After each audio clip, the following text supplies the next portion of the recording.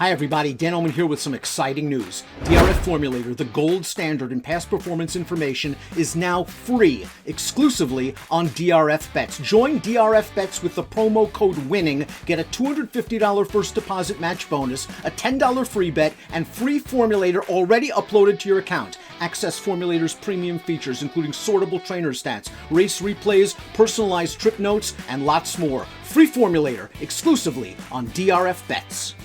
Hi everybody, Dan Illman here with the DRF Race of the Day for Thursday, January the 20th. We kick off the 20-cent Rainbow Pick 6 at Gulfstream Park with this race, race number 4. Here's a peek at the field. It's a one-turn mile, $12,500 claiming event. Download your free Formulator past performances on the Race of the Day event page at DRF.com. Access them, handicap along with me. When you've made your final determinations, you can play this race with your DRF Bets account. This is a fun race because none of these horses are going to the Hall of Fame, but you've got several runners in good form stepping up in class. They have to prove they can handle the tougher company. You've got several horses with back class, and you've got several horses that I think have darkened form. Horses that have either been running against tougher competition or on the wrong surface, and maybe a little bit better than they look on paper. So we'll take a deeper dive, beginning with the Timeform US Pace Projector, the one-tone Feeling, who I think is going to be the favorite in this race, and is 5-2 on the morning line. Expected to be your pace setter. Not really a surprise. He was on the lead from the rail last time out. I do think the 6 is going to put some heat on him. Old Time Revival is stretching out in distance, and I do think Double Tough Tiger is sneaky speed. This is a horse getting back to one-turn racing, and he has shown some speed in the past. Tone Feeling, let's watch his last race. This was a non-winners of 3 lifetime event at Gulfstream, going this distance, and he broke well from the inside post, and he pressed the pace, and he kept right on going, and he won as a favorite should. 74 Beyer speed figure for Tone Feeling, who now has to step up in class.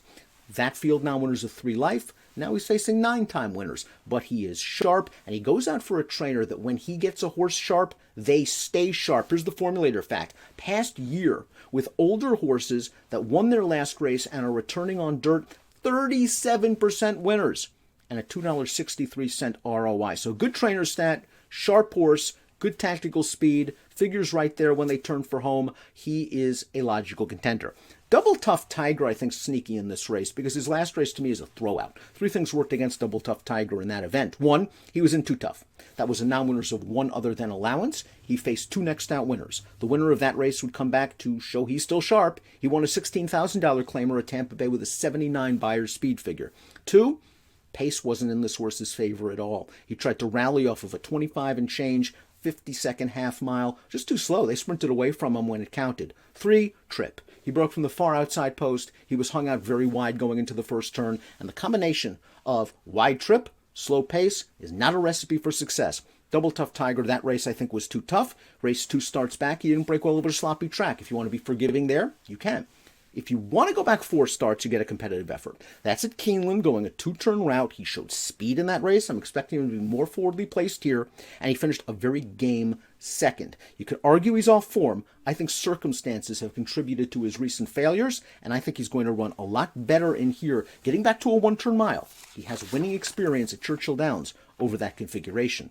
The 3 is Rebelled, another horse that I think bit dirtied up in form. His last race came on the new Tapeta surface, a synthetic track at Gulfstream Park. He never raced on a synthetic track before. He didn't really have wonderful turf form going in, which often portends success on the synthetic. Rebel didn't run well on the synthetic track. He broke badly. He was off about 2 lengths slow from the rail, and he just never got involved. Those were tougher horses. One of the horses that was in that race would come back to win a $20,000 claimer on synthetic with an 81 Beyer speed figure. If you draw a line through that race, you'll notice that Rebel has been facing much tougher competition at Gulfstream on the dirt, and maybe this drop in class is what he needs. Look at his form.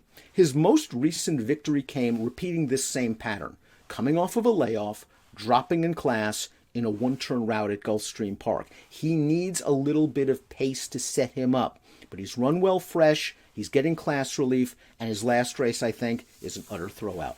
One-Eyed Jack is another horse, like the one-tone Feeling, stepping up in class off of a victory, and is sharp. Let's watch the last race. Game performance. Now, this is only a $6,250 claiming race. And One Eye Jack had a very good trip. The pace was slow. He was up close to it. It turns into the stretch. You see the favorite on the outside looming. One Eye Jack refuses to lose. And the runner-up, the favorite in this race, is not a bad horse. He's won 10 times in his career. So maybe you want to give One Eye Jack a little extra points for repelling that horse in the final furlong. At the end of the day, he earned a 75 Beyer speed figure, which is very, very competitive. Can he repeat that Beyer, stepping up in class, facing a tougher pace situation? 9-2 on the morning line, I think, is fair. I wouldn't go much less than that, but I do think a sharp horse like this can't be ignored. Danny's Victory is the 5. And to me, Danny's Victory might be the reach of the race, but we do have a positive formulator fact. The trainer, over the past 735 days, yes, you can get that specific in formulator, horses moving from the synthetic track to dirt, older horses at that, 36% winners, and a $3.79 return on investment. Danny's Victory has only raced once on dirt in his career, back in the summer of 2019 at Fort Erie. So the jury's probably still out as to whether he is a dirt horse. He spent most of his time on turf, most of his time on synthetic. I think that's the kind of horse he is. It's not like he really is bred for dirt. I think he's a sibling to 2 minor dirt winners. This is another horse he's going to need a little bit of pace and race luck, but he has won 8 times in his career. They'll give him an opportunity on dirt. Old Time Revival is a fun story. He has had a long and storied career. This horse was second, if you remember, in the 2018 Gotham Stakes, a Triple Crown prep that year. And the next year he won a stakes race, a restricted one, at Laurel Park. Now he's sort of found himself, as he's gotten older, in the lower rungs of the claiming ladder. He was claimed out of his last race. Sort of a disappointing effort. Now, it was a sloppy track. And if I know one thing about Old Time Revival, I don't think he likes a sloppy track at all. I'm willing to give him a mulligan for that race. And if you go back to his race 2 starts back at the 12.5 level at Gulfstream, he was a front-running winner. He gets a fast track here for the new connections.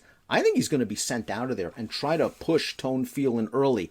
Is the mile a bit too far? I think on his best day he can handle it. He's an interesting horse with plenty of back races. The question is he still filling his oats at the ripe old age of 7? And completing the field is the number 7, Meade, who has won 9 lifetime races, and another horse that I think you can make a case for his last few bad-looking lines. They tried synthetic with him last time out. He was in against tougher horses. He doesn't like a synthetic surface. He faced 2 next out winners. The 4th place finisher would come back to win on turf at Tampa Bay for $16,000 with an 85 Beyer, then won second in a starter handicap at Tampa with an 82. The 2 prior starts came on sloppy tracks. He ran well in one of them, not so well in the other. His last fast dirt try came 4 back, starter optional, solid 3rd, solid Beyer. The last time this horse ran in an open dirt claimer, he was a winner.